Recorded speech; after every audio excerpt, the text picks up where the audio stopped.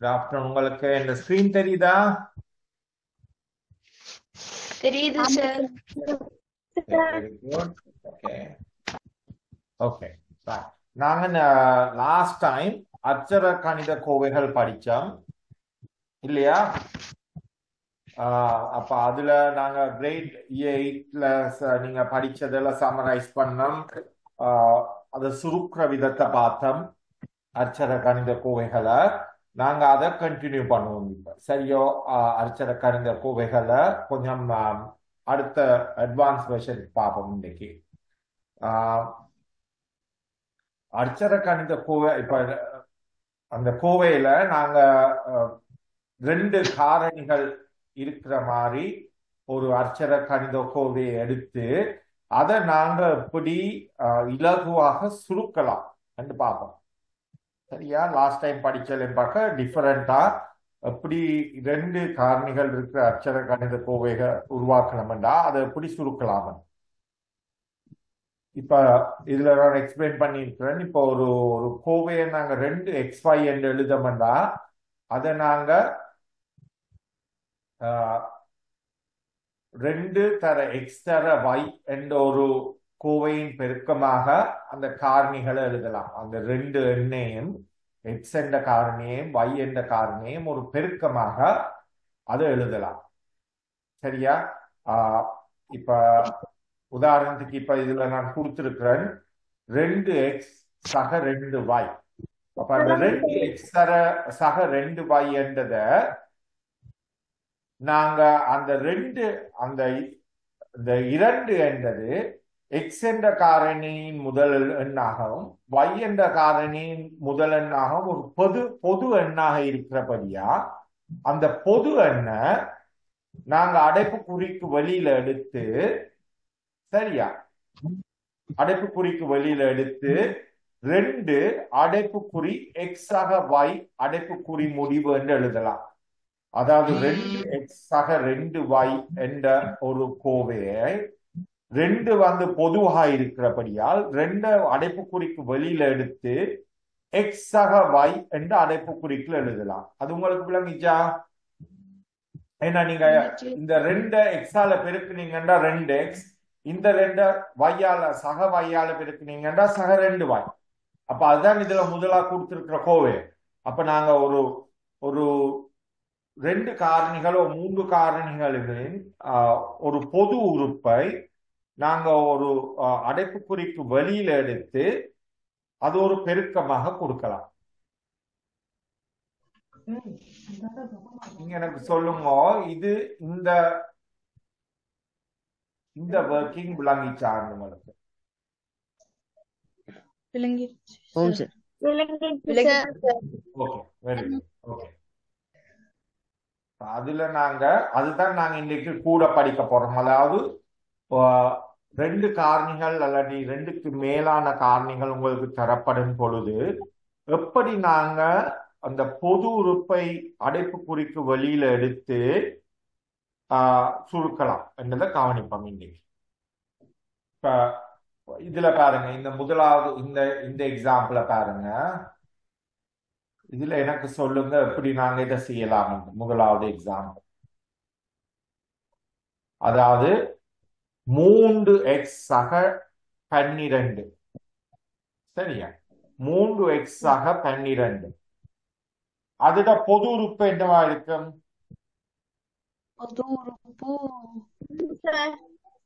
விளங்கல.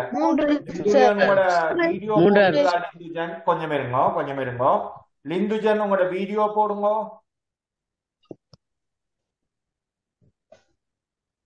Okay, right. இந்த 3x சக 12 பொது உறுப்பு என்ன? 3 சார். 3. எஸ். அப்ப 3 நாங்க வெளியில எடுத்த அடைப்புக்குறிக்குள்ள அப்ப 3 எடுத்துட்டோம்னா எக்ஸ்ல இருந்து 3 எடுத்தா மிச்சம் அளவு x இல்லையா? 12ல இருந்து 3 வெளியில எடுத்தோம்னா அந்த பொது உறுப்பு எடுத்தோம்னா 3 எதால பெருக்குனா 12 வரும். 4 சார். 4 எழுதலாம். 3 அடைப்புக்குறிக்கு வெளியில எடுத்து அடைப்புக்குறிக்குள்ள எக்ஸ் சக 4 என்று எழுதலாம். இதை நீங்க திருப்பி பெருக்குனீங்கன்னா 3 தர எக்ஸ் வந்து 3x சக 3 தர நேர் 4 வந்து 12. அதுதான் கிடைத்திருக்கிற இந்த கோவை. சரியா? அதே மாதிரி இதெல்லாம் நீங்க கிரேட் 8ல படிச்சிருப்பீங்க. அதே மாதிரி நாங்க இந்த எக்ஸாம்பிள பார்ப்போம். இப்போ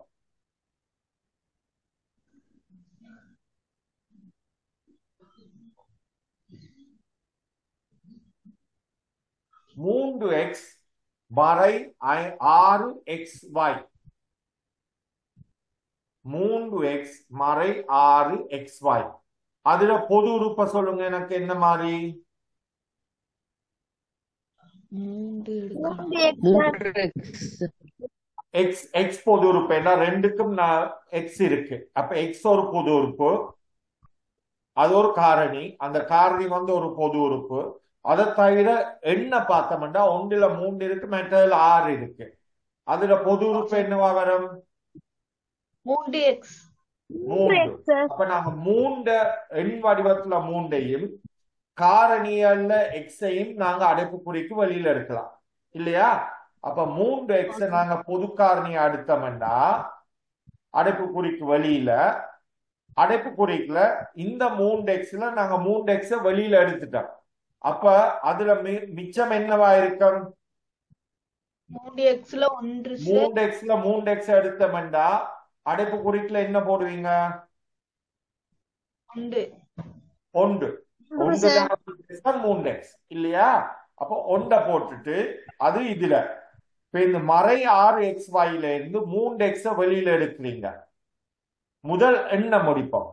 6ல இருந்து 3 எடுக்கிறீங்க. அப்ப மிச்சம் எவ்வளவு வரும்? 2. 2. அதாவது 2 6. அப்ப 2 போட்டுட்டு x எடுத்துட்டீங்க. அப்ப 6xyல 3ஆல அந்த 6 பிரிச்சீங்கன்னா 2 மிச்சம். x நீங்க ஆல்ரெடி எடுத்துட்டீங்க. x ஆல பிரிச்சா 1 மிச்சம் இல்ல. y பொது உறுப்பா அடுக்கல. அப்ப மிகுதி மிஞ்சுறது வந்து 2y. எனக்கு சொல்லுங்க, இது உங்களுக்கு விளங்கிச்சாங்க? இப்ப நான் சொன்னது விளங்கிச்சேன்? விளங்கிடுச்சு சார். யாருக்கு விளங்கியல? யாருக்கும் விளங்கலையா இது? ஓகே, எல்லாருக்கும் விளங்கிச்சு. சரியா? அப்ப இந்த 3x அடைப்புக்குறி 1 மறை 2y நாங்க பெருக்கணும்னா 3x 1ஆல பெருக்கினா 3x. அதுதான் முதல்ல இருக்கிற கோவை. 3x மறை 2y பெருக்கணும்னா 3 தர 2 6xy மறை 6xy. அதுதான் முதல் கிடைத்த கோவை. சரியா? ஏதாவது கேள்வி இருக்கா? இல்ல சார். Okay, very good. அப்ப எனக்கு இப்ப நீங்க செய்யணும் இது. இப்ப எனக்கு நான் இதுல எக்ஸாம்பிள் காட்டுறேன். அந்த இத எக்ஸாம்பிள் படி நீங்க எனக்கு இதை செய்து என்ன ஆன்சர்ன்னு சொல்லுங்க. 8x சக 12y. சார் முடிச்சிட்டேன் சார். என்ன விட? சார் 8ல இருந்து 12 பெருக்கப்படாதனால 4 பொது எடுக்கிறோம் சார். பொது எடுத்தா 2x சக 3y சார். Very good. மெட்டாக்க சொல்லுங்க, உங்களுக்கு என்ன விடையண்டு? அதே விடைத்தான் சார். ஓகே, சஞ்சனாக்கு என்ன விட வருது? அதே விடத்தான் சார். என்ன விட? 2x 2x சக 3y சார். சக 3y. ஓகே சார், எனக்கு 4 2x சக 3y சார். 4. அதாவது 8x சக 12y என்ற கோவையில் முதல் எண்ணை பார்ப்போம். பேருந்து காரணியால பார்ப்போம். எண் வந்து 8 12. 8க்கும் 12க்கும் இருக்கிற பொது எண் என்ன? 2 4 சார். 2 4. அந்த பெரிய எண்ணத்தை நாங்க வெளியில எடுக்கணும். பெரிய எண் வந்து 4. அப்ப நாங்க 4 வெளியில எடுப்போம். 4 வெளியில எடுத்தோம்னா அடைப்புக்குறிக்குள்ள என்ன வரும்னு பார்ப்போம். அப்ப 4 அடைப்புக்குறி 8 4ஆல பிரிச்சா என்ன விட வரும்? 2 சார். 2. 2 சார். 2. நாங்க எக்ஸ் காரணிய வெளியில எடுத்தோமா? எக்ஸ் வந்து ஒரு பொது காரணியா இந்த கோவையில? இல்ல சார். இல்ல. அப்ப எக்ஸ் உள்ளுக்குள்ளே அடைப்புக்குறிக்குள்ளே தான் இருக்கு. அப்ப 4 வெளியில எடுத்தோம்னா 4 அடைப்புக்குறி 2x சக 12 4ஆல பிரிச்சா என்ன விட? 3 சார். 3. y ஒரு காரணி. அந்த y ஒரு பொது காரணியா? இல்ல சார். இல்ல. அப்ப y அடைப்புக்குறிக்குள்ள இருக்கு. சரியா? அப்ப 4 நாங்க வெளியில எடுத்தோம்னா 4 அடைப்புக்குறி 2x சக 3y. அது விளங்கிச்சா? விளங்கிடுச்சு சார். ஓகே. விளங்கிடுச்சு சார். ஓகே. Sir. அப்ப எனக்கு இப்ப இந்த எக்ஸாம்பிள செய்யணும். இதுல நான் காட்டுறேன். 9 மறை 3 மறை 6c மறை 3b மறை 6c என்றதான் கேள்வி. இந்த முதல் எண்ணை பார்ப்போம். எண் இந்த 9 3 6 என்ற எண்களின் பொது எண் என்ன? 3 சார். 3 சார். 3 நாங்க வெளியில எடுத்தோம். 3 அடைப்புக்குறிக்குள்ள வெளியில எடுத்தோம். 3 சார். சரியா? மற்றது ஒரு எழுத்து ஒரு காரணி பொது காரணியை வெளியில எடுக்கலாமான்னு பார்ப்போம்.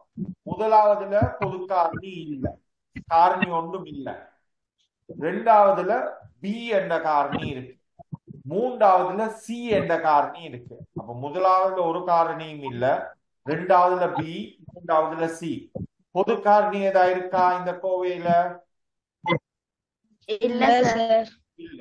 அப்போ ஒரு பொது காரணி நாங்க வெளியில எடுக்கலாம். சரியா? நான் ஒரு எண்ணை மாத்திரம் தான், அந்த பொது எண்ணை மாத்திரம் தான் நாங்க எடுக்கலாம். இந்த பொது எண்ணை வெளியில எடுத்தோம்னா 9 3ஆல பிரிச்சா என்ன விட? 3 சார். சரியா? 3 சார். 3. மறை இந்த மறை 3ஆல பிரிச்சா எவ்வளவு? மறை 3ஆல பிரிச்சா எவ்வளவு? 1 சார். 1. 1 தர பி எவ்வளவு? பி நட்டது உள்ளுக்குள்ள போடணும். 1 தர பி 1 பி இல்லையா? ஆமா சார். 1 தர பி வந்து பி. இப்ப நாங்க நேர் 3 தான் வெளியில எடுத்திருக்கிறோம். இந்த 6 3ஆல பிரிச்சா எவ்வளவு? 2 சார். 2 2. சி பொது காரணி அல்ல. விளங்கிச்சா உங்களுக்கு இது? இல்ல விளங்கிடுச்சு சார். Okay, very good. இப்ப நான் உங்கள்ட்ட கேட்க போறது இந்த செய்ய 4AP சக 4 மறை 4P 4AP சக 4BP மறை 4P.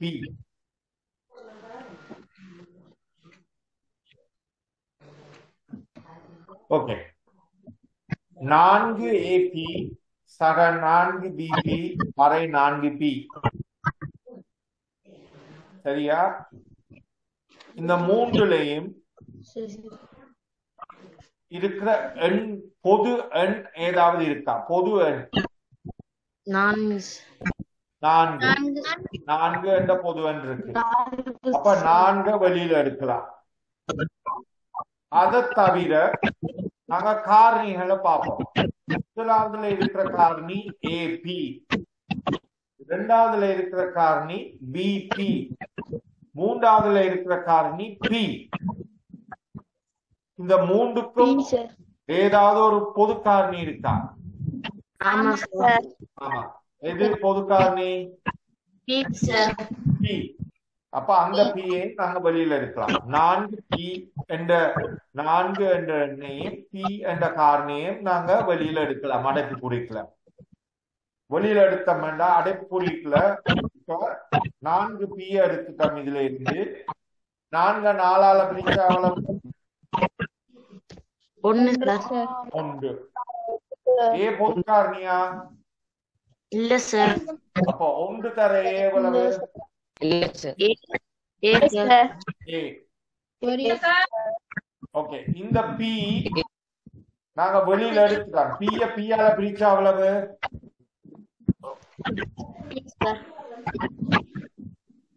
P-ய P-ஆல பிரிச்சா அவ்வளவு? 1 சார்.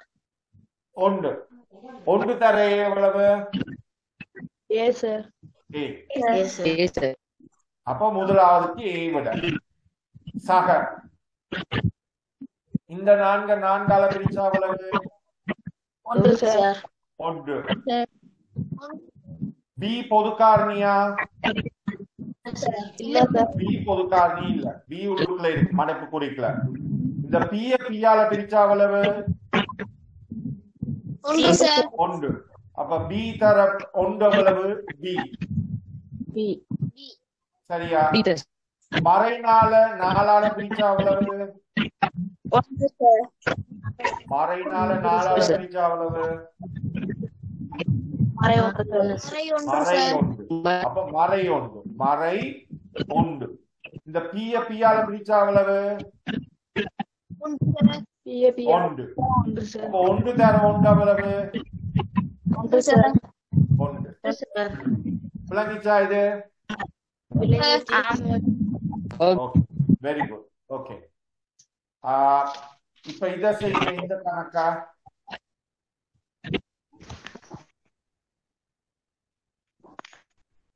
3m மறை 2nm வர்க்கம் 3m மறை 2nm வர்க்கம். ஓகே. ஒரு எண் எடுத்தீங்கன்னா 3க்கும் 2க்கும் ஒரு பொது எண் இருக்கா? பொது எண் இல்ல. அப்ப எண் பொதுவா இல்ல எடுக்கலாம். சார். ஓகே. காரணிகள் எடுத்தீங்கன்னா இந்த காரணி பொது காரணியா இருக்கு? M sir. M. M sir. அப்ப M N வந்து பொது காரணி இல்ல. M for Mary. M வந்து பொது காரணி. அப்ப நீங்க M அடைப்பு குறிக்கு வெளியில எடுக்கலாம் இல்லையா? அப்ப 3 M-ல இருந்து M 3ல N வந்து பொது காரணி இல்ல. அப்போ அடைப்பு குறிக்குள்ள 3 இருக்கும் இல்லையா? இல்ல M நாங்க வெளியில எடுத்தோம்னா அடைப்பு குறிக்குள்ள 3 இருக்கும். N வந்து பொது காரணி இல்லை. மறை 2 உள்ள அடைப்பு குறிக்குள்ள இருக்கும். N நாங்க வெளியில எடுத்தோமா அடைப்பு குறிக்கு வெளியில? N for Nelly. N எடுத்தோமா பொது காரணியா வெளியில? இல்ல. அப்ப உள்ளுக்குள்ள இருக்கும். M வர்க்கத்தில இருந்து நாங்க M நாங்க வெளியில எடுத்தோம். அப்ப எவ்வளவு மிஞ்சும்? M வர்க்கத்தில இருந்து M எடுத்தோம்டா, அதாவது M வர்க்கத்தை M ஆல் பிரித்தால் உங்களுக்கு கிடைக்கிற விட என்ன? M sir. M. விளங்கிச்சா இது உங்களுக்கு? ஓகே. இது யாருக்கும் விளங்காம கஷ்டப்படுறது யாரு? எல்லாருக்கும் விளங்கிச்சா? Okay, very good. ஓகே, இப்ப நாங்க பார்ப்போம். இதுல நாங்க 2 காரணிகள் தான் பார்த்திருக்கிறோம். இனி நாங்க பார்க்க போறோம் இதை நாங்க எப்படி இந்த காரணிகளை நாங்க எப்படி பிராக்டிக்கலா யூஸ் பண்ணலாம்னு. சரியா? இப்ப அடுத்த எக்ஸாம்பிள்ல ஒரு செவ்வகத்தின் பரப்பளவை காண போறோம். சரியா? இப்ப இதுல நான் ஒரு செவ்வகம் கொடுத்திருக்கேன். அதை 4ஆ பிரித்து இதோட தூரம் A, இதோட தூரம் B, இதோட நீளம் X, இதோட நீளம் Y. சரியா? இதோட நீளம் A, இதோட நீளம் B, இதோட நீளம் அதாவது இதோட நீளம் X and Y. இதோட பரப்பளவை இந்த செவ்வகத்தின் பரப்பளவை காணப்போறோம். செவ்வகத்திட பரப்பளவு எப்படி காண்றது? நீளம் தர அகலம். அகலம். நீளம் தர அகலம். செவ்வகத்தின் பரப்பளவு. அப்ப இந்த நீளத்தை நாங்க A plus B என்று எழுதலாம். அந்த PS என்றதின் நீளம் வந்து A சக B. விளங்கிச்சாது? ஆமா சார். இந்த PS என்றதன் நீளம் வந்து A சக B. PQ என்றதின் நீளம் வந்து X சக Y. Y. இல்லையா? X சக Y.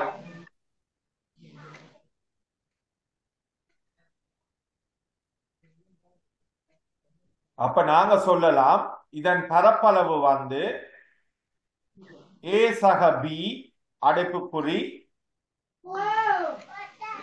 X சக Y அடைப்புக்குறி. அந்த செவ்வகத்தின் பரப்பளவை நாங்க இப்படி எழுதலாம். அது விளங்குச்சா உங்களுக்கு? ஆமா ஒரு செவ்வகத்தின் அந்த குறித்த செவ்வகத்தின் பரப்பளவை நாங்க இப்படி எழுதலாம். A சக B அடைப்புக்குறி தர அடைப்புக்குறி X சக Y. அதாவது நீளம் தர அகலம். அது விளங்கிச்சா உங்களுக்கு? ஆமா சார். அதை நாங்க பெருக்கணும்டா பெருக்கி நாங்க இது படிச்சுனாங்க லாஸ்ட் கிளாஸ்ல. இது எப்படி சுருக்குறேன்? முதல் காரணியால அடைப்பு குறிக்குள்ள இருக்கிற ரெண்டையும் பெருக்கி இப்ப இந்த 2வது காரணியால அடைப்பு குறிக்குள்ள இருக்கிற எல்லாத்தையும் பெருக்கணும். அப்ப A தர X வந்து AX, A நேர் Y வந்து AY. அப்ப AX AY சக B ஆல X பெருக்குனா சக BX, B ஆல Y பெருக்குனா சக BY. இல்லையா? ஆமா சார். ஓகே, அதுவும் விளங்கிச்சு உங்களுக்கு எல்லாருக்கும். சரியா? அப்ப நாங்க இதுல பார்க்க போறது, இப்ப இதுல நீங்க பாத்தீங்கன்னா இத A சக B X சக Y என்ற முடிவுக்கு வந்துட்டோம். சரியா? இப்ப நாங்க அதே விளக்கத்தை வச்சுக்கொண்டு இப்ப இதுல பாத்தீங்கன்னா A சக இப்ப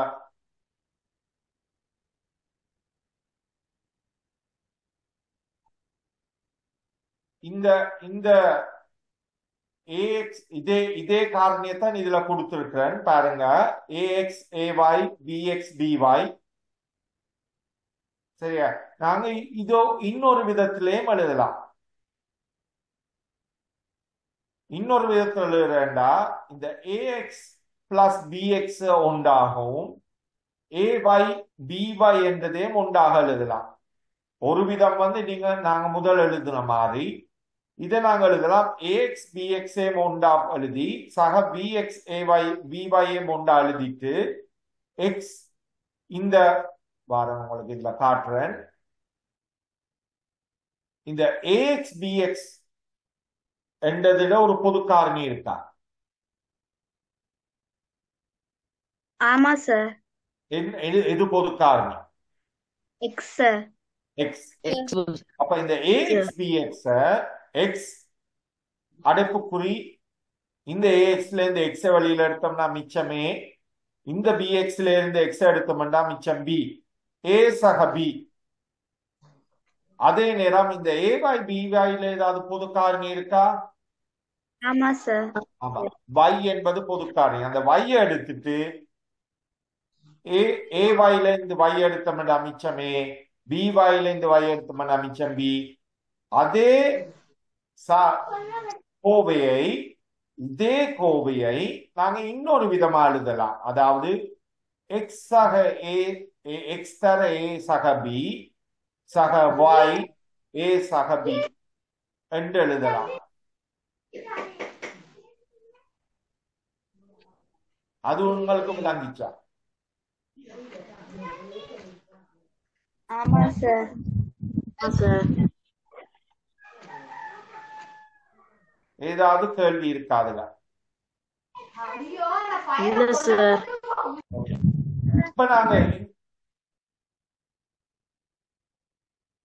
இப்ப நாங்க இதுல கண்டுபிடிச்ச இப்ப இதுல நாங்க சொல்றோம், இதைத்தான் நாங்க இந்த இந்த கோவையை நாங்க இதுல நாங்க எழுதி இருக்கிற கோவையை இப்ப இதுல இந்த தொடர்பை தான் நீங்க விளங்கிக் கொள்ளணும். சரியா? அதாவது நீங்க விளங்கிக் கொள்ள வேண்டியது நாங்க இதுல இருந்தா ஸ்டார்ட் பண்ணலாம். ஏஎக்ஸ் அந்த பரப்பளவுல இருந்து இப்ப நீங்க விளங்கிக் கொள்ள வேண்டியது இந்த இந்த பரப்பளவை நாங்க இப்படியும் எழுதலாம். அந்த பரப்பளவை இப்படியும் எழுதலாம், இப்படியும் எழுதலாம்.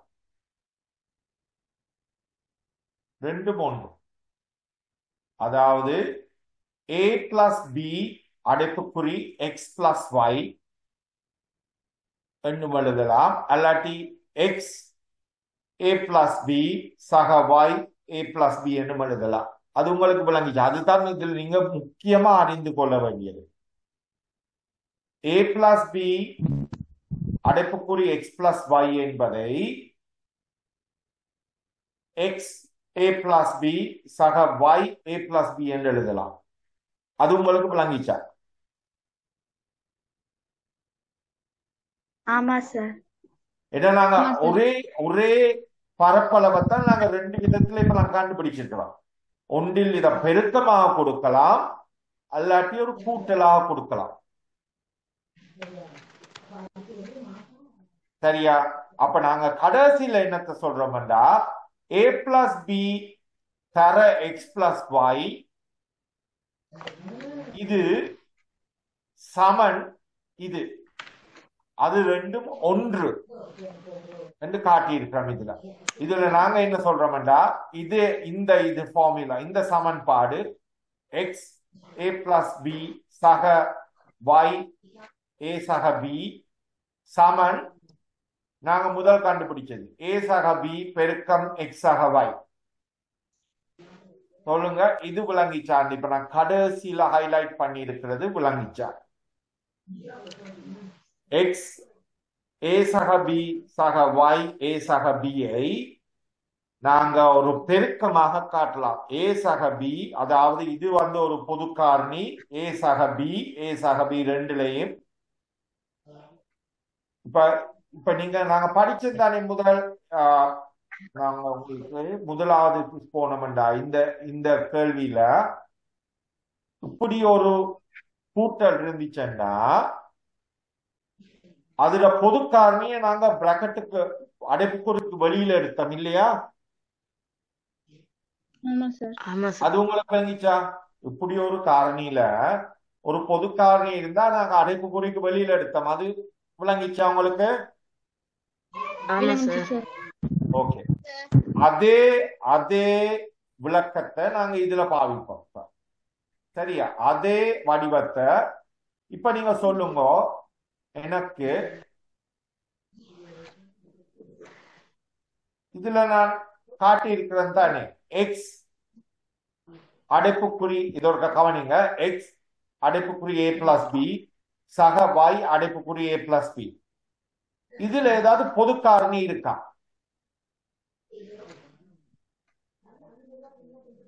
இதுல பொது காரணி இருக்குதா?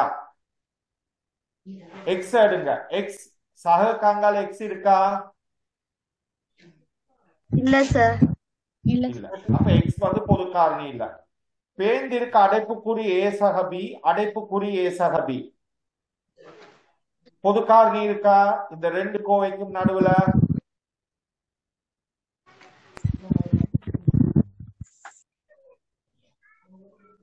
இப்படி சொல்லுங்க. இந்த ஏ சக பி, ஏ சக பி, ஏ சக பி, அது 5 எடுத்துக்கொள்ளுங்க. சும்மா 5, அதுக்கு விட வந்து 5. அப்ப 5x சக 5y பொது காரணி இருக்கா? 5x சக 5yல ஆமா சார். எது பொது காரணி? 5 சார். 5. இப்ப 5க்கு பதிலா எங்கள்கிட்ட இருக்கிறது வந்து x வந்து பொது காரணி அல்ல. என்ற இதுல x இருக்கு, இங்கால y இருக்கு. அப்ப எக்ஸும் வையும் பொது காரணி இல்ல. இப்ப நான் கேட்கிற கேள்வி, ஏ சக பி 5 நீங்க சொன்னீங்க 5 பொது காரணி என்று. ஏ சக பிக்கு பதிலா 5. இப்ப ஏ சக பி 5க்கு பதிலா நீங்க ஏ சக பியே போடுறீங்க. அப்ப இந்த ரெண்டுக்கும் நடுவுல இதுக்கும் இடையில இருக்கிற பொது காரணி இருக்குதா ஏதாவது? ஆமா சார். எது பொது காரணி? ஏபி. ஏ சக பி இல்லையா? ஆமா சார். ஆமா ரெண்டு பேருக்கும் எல்லாருக்கும் விளங்கிச்சா? ஏ சக பி என்றதுதான் பொது காரணி. சார் ஆமா சார் விளங்குனது. விளங்கிச்சு. அப்ப இந்த ஏ சக பி என்ற பொது காரணிய நாங்க அடைப்புக்குறிக்கு வெளியில எடுக்கலாம் இல்லையா? நாங்க முதல் படிச்சது மாதிரி அடைப்புக்குறிக்கு வெளியில எடுக்கலாம். அப்ப இந்த ஏ சக பி அடைப்புக்குறிக்குள்ள வெளியில எடுத்தோம்டா அது ஏ சக பி. இந்த கவனிச்சுக்கொள்ளுங்க, ஏ சக பி, ஏ சக பிய வெளியில எடுத்தோம்டா இந்த இந்த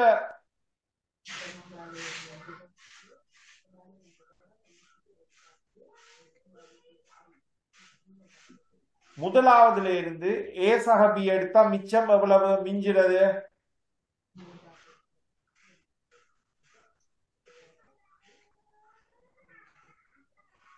எக்ஸும் ஒய்யும் சார். விளங்கல? எக்ஸும் ஒய்யும் சார். இல்ல எக்ஸும் ஒய்யும் சார். இல்ல நீங்க எடுக்கிற முதலாவது அந்த எக்ஸ் எக்ஸ் அடைப்புக்குறி ஏ சக பியில இருந்து ஏ சக பிய அடைப்புக்குறிக்கு வெளியில எடுத்தீங்கன்னா மிஞ்சுறது என்னது? எக்ஸ் மட்டும் சார். எக்ஸ் மட்டும் மிஞ்சு. விளங்கிச்சா? அது உங்களுக்கு எல்லாருக்கும் விளங்கிச்சா? ஆமா சார். முதலாவதுல இருந்து ஏ பிளஸ் பி எடுத்தீங்கன்னா மிஞ்சுறது எக்ஸ். அதுதான் நாங்க அடைப்புக்குறி எக்ஸ்ல போடுறோம். இப்ப நாங்க ரெண்டாவது கோவைக்கு போவோம். y அடைப்புக்குறி ஏ சக பி என்பதில் இருந்து ஏ சக பியை வெளியில எடுத்தோம்னா அடைப்புக்குறிக்குல மிஞ்சுறது என்னது? மிகுதி y. அப்ப அதைத்தான் நாங்க இதுல எழுதியிருக்கோம். முதல் நாங்க படிச்ச மாதிரியே தான் எண்ணையும் ஒரு காரணியும் வெளியில எடுக்கிற மாதிரி இப்ப நாங்க 2 காரணிகளை வெளியில எடுக்கிறோம். 2 காரணிகள் இருக்கிற ஒரு பொது காரணியை வெளியில எடுக்கிறோம். வெளியில எடுத்து நாங்க மிகுதி என்னன்னு பாக்குறோம். ஆகவே நாங்க சொல்றோம் ஏ சக பி எக்ஸ் அடைப்புக்குறி ஏ சக பி சக y அடைப்புக்குறி ஏ சக பி என்று ஒரு காரணி இருந்துச்சு ஒரு கோவை. அதை நாங்க ஏ சக பி என்பது ஒரு பொது காரணி. அதை நாங்க அடைப்புக்குறி வெளியில எடுக்கலாம் ஏ சக பி என்று. மிச்சம் இதுல மிகுதி எக்ஸ், இதுல மிகுதி y, அதை நாங்க எக்ஸ் சக y என்று எழுதலாம். கேள்வி விளங்கிச்சா உங்களுக்கு?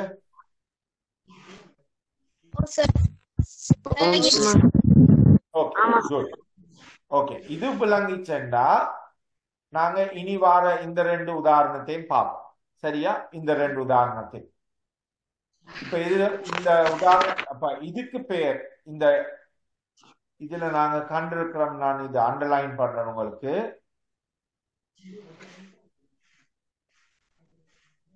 இந்த கோவையின் அதாவது ஏஎக்ஸ் சக பிஎக்ஸ் சக ஏவாய் சக பிவாய், ஏஎக்ஸ் சக பிஎக்ஸ் சக ஏவாய் சக பிவாய்.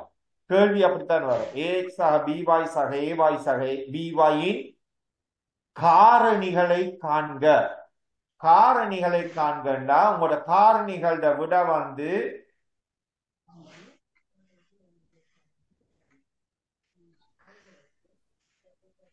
ஏ சக பி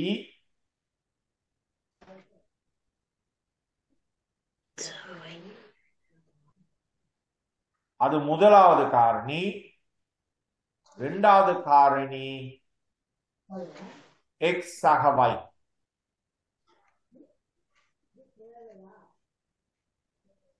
அப்ப இந்த கோவையின் ax சக bx சக ay சக by இன் காரணிகளை காண்கண்டா உங்களோட விட வந்து a சக b ஒரு காரணி, x சக y இன்னொரு காரணி, இரு காரணியின் பெருக்கமா எழுதலாம். சரியா? இப்ப இப்ப இதுல கொடுத்திருக்கிற உதாரணம் வந்து 3x 3x சக 6y சக kx சக 2ky இன் காரணிகளை காண்க. உங்களுக்கு விளங்கப்படுத்துறேன். சரியா? அப்ப கோவை வந்து 3x சக 6y சக kx சக 2ky. இப்ப நான் இப்ப கேட்கிறேன். இப்ப இதை நாங்க 2 2 பிரிப்போம். முதலாவதுல காரணி முதலாவது இந்த எக்ஸையும் வையையும் எடுத்தோம்டா 3x சக 6y, அதை எடுத்தோம்டா 3x சக 6y.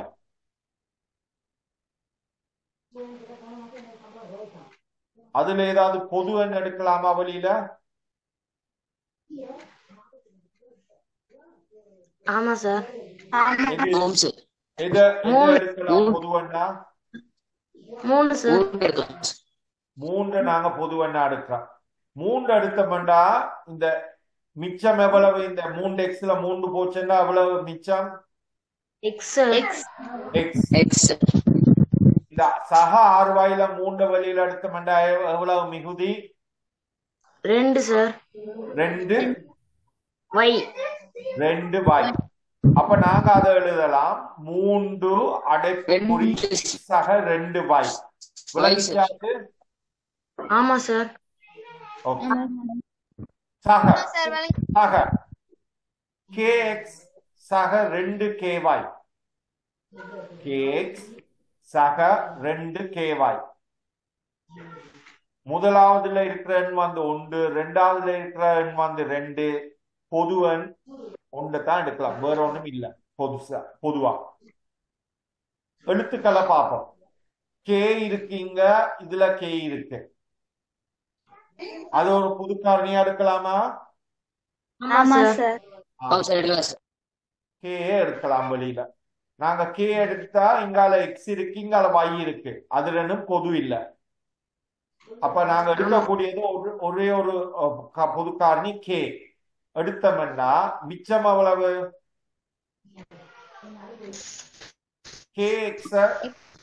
கேஎக்ஸ்ல இருந்து கே நாங்க வெளியில எடுத்தோம்னா மிகுதி என்ன? எக்ஸ். 2ky இருந்து கே வெளியில எடுத்தோம்னா என்ன மிகுதி? 2y sir. 2y. உங்களுக்கு இப்ப உங்களுக்கு தெரியும். இதுல நாங்க முதல் பார்த்த மாதிரி இது கூட்டமா இருக்கு, ஒரு கூட்டம். சரியா? அதாவது 3 அடைப்புக்குறி x சக 2y சக k அடைப்புக்குறி x சக 2y. இந்த ரெண்டுலையும் ஏதாவது பொது காரணி இருக்கா?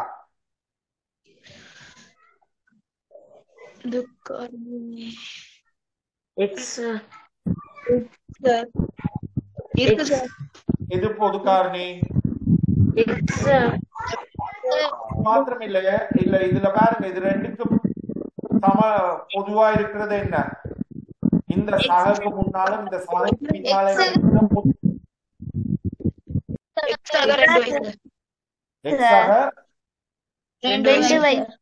எக்ஸ் சக 2y தான் பொது காரணி இல்லையா? அப்ப இந்த எக்ஸ் சக 2y அடைப்பு குறிக்கு வெளியில கொண்டு வாங்க. சரியா? அப்ப இந்த எக்ஸ் சக 2y நாங்க அடைப்பு குறிக்குல வெளியில எடுத்தோம்டா முதலாவது பார்ப்போம். 3 அடைப்புக்குறி எக்ஸ் சக 2yல இருந்து எக்ஸ் சக 2y எடுத்தீங்கடா அடைப்பு குறிக்குல வெளியில மிச்சம் எவ்வளவு மிகுதி? 3 சக கேஸ். இல்ல முதலாவது முடிப்பான். 3 அடைப்புக்குறி எக்ஸ் சக 2yல இருந்து எக்ஸாக 2 வயை நீங்க அடைப்புக்குறிக்கு வெளியில எடுத்தீங்கன்னா மிச்சம் எவ்வளவு இதுல மிகுதி? முதலாவது 3 3. சார் அப்ப அந்த 3 எழுதுறோம். பேருந்து நாங்க பாக்குறோம் கே அடைப்புக்குறி எக்ஸாக 2 வாயில இந்த எக்ஸாக 2 வாயை எடுத்தா மிகுதி எவ்வளவு? A K sir sir K. Sir சரியா?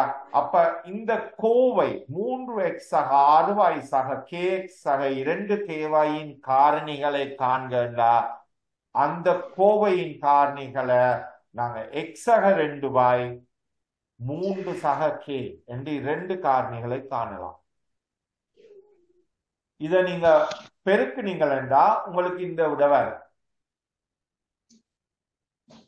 விளங்கிச்சாது உங்களுக்கு? ஓ சார் ஆமா ஓகே. இன்னும் 4 நிமிஷம் இருக்கு. நாங்க 2வது உதாரணத்தை பார்ப்போம். a வர்க்கம் மறை 3a சக ab மறை 3b இன் காரணிகளை காண்க. a வர்க்கம் மறை 3a சக ab மறை 3b. அதை நாங்க 2 பிரிப்போம். அதாவது a வர்க்கம் மறை 3a ஒன்றாகவும் சக ab மறை 3b இன்னொன்றாகவும் எடுப்போம். அப்ப a வர்க்கம் மறை 3a a வர்க்கம் மறை 3a அதுல பொது காரணி இருக்கா ஏதாவது? ஆமா சார் ஆமா சார் இது என்ன பொது காரணி? ஏ சார் a. அப்ப a வெளியில எடுத்துட்டு அடைப்பு குறிக்கல a வர்க்கத்துல இருந்து a போச்சண்டா மிச்சம் எவ்வளவு? ஏ சார் a. அந்த a எழுதிட்டு மறை 3a இருந்து a போனா எவ்வளவு? 3 சார் மறை 3 சார் மறை 3. அப்ப a வெளியில எடுத்து அடைப்பு குறிக்கல a மறை 3. அது அந்த முதல் 2 உறுப்புகளையும் எடுத்து இப்ப 3வதையும் 4வதையும் எடுப்போம். a b மறை 3b அதுல இருக்குதா ஏதாவது பொது காரணி? ஆமா சார் இது பி சார் பி சார் அப்ப சக b b என்ற பொது காரணியை வெளியில எடுத்தோம்னா ab ல இருந்து b போன எவ்வளவு மிச்சம்? ஏ சார் A. அந்த a எழுதுறான். அந்த a எழுதுறான். மறை 3b ல இருந்து b போன எவ்வளவு மிச்சம்? 3 சார் மறை 3 மறை 3 மறை 3. மறை 3 சரியா? மறை 3. அப்ப இப்ப நாங்க இந்த இந்த இவ்வளவுக்கு சுருக்கி இருக்கிறோம். அதாவது a தர a மறை 3 சக b அடைப்புக்குறி a மறை 3. இந்த சகக்கு முன்னாலேயும் சகக்கு பின்னாலேயும் ஏதாவது பொது உறுப்பு இருக்கா? ஆமா சார் என்ன பொது உறுப்பு? ஏ மறை 3 a மறை 3 என்பது பொது உறுப்பு. அந்த பொது உறுப்பை அடைப்புக்குறிக்கு வெளியில எடுப்போம். சரியா? அப்ப a மறை 3 என்பதை முதலாக செய்வோம். இந்த a அடைப்புக்குறி a மறை 3 என்றதுல இருந்து a மறை 3ஐ வெளியில எடுத்தோம்னா ஏ சார் சார் அந்த a இதுல எழுதுறான். இப்ப இந்த 2வதுக்கு போறான். b அடைப்புக்குறி a மறை 3ல இருந்து a மறை 3 எடுத்தோம்னா மிகுதி எவ்வளவு? பி சார் நேர் b. நேர் b. அதாவது a மறை 3 அடைப்புக்குறி பெருக்கம் a சக b என்று எழுதலாம். அப்ப இந்த கோவை a வர்க்கம் மறை 3a சக ab மறை 3b என்ற கோவையின் காரணிகள் வந்து a மறை 3 a சக b. இதை நீங்க பெருக்கினீங்கன்னா உங்களுக்கு இந்த கோவையின் விரிவாக்கம் வரும். விளங்கிச்சாது? விளங்கிச்சு சார் இது முக்கியம். உங்களோட O லெவல்ஸுக்கு முக்கியம். இது எப்படி இந்த காரணிகள் உங்களுக்கு ஒரு கோவையில காரணிகளை காண்றது என்பது மிக மிக முக்கியம். சரியா? நான் உங்களுக்கு அந்த எங்களோட வாட்ஸ்அப் குரூப்ல ஹோம்ஒர்க்கு எக்ஸாம்பிள்ஸ் போடுறேன். நீங்க அது செய்து கொண்டு வரணும் அடுத்த கிளாஸுக்கு முதல். சரியா? ஓகே சார் 8:30 ஆயிட்டுது. இன்னும் மற்ற கிளாஸ் வாங்க போகுது. நாங்க நெக்ஸ்ட் கிளாஸ் சந்திப்போம். Okay, thank you sir okay, Bye, sir. Thank you, thanks, thank you sir okay, பாய்.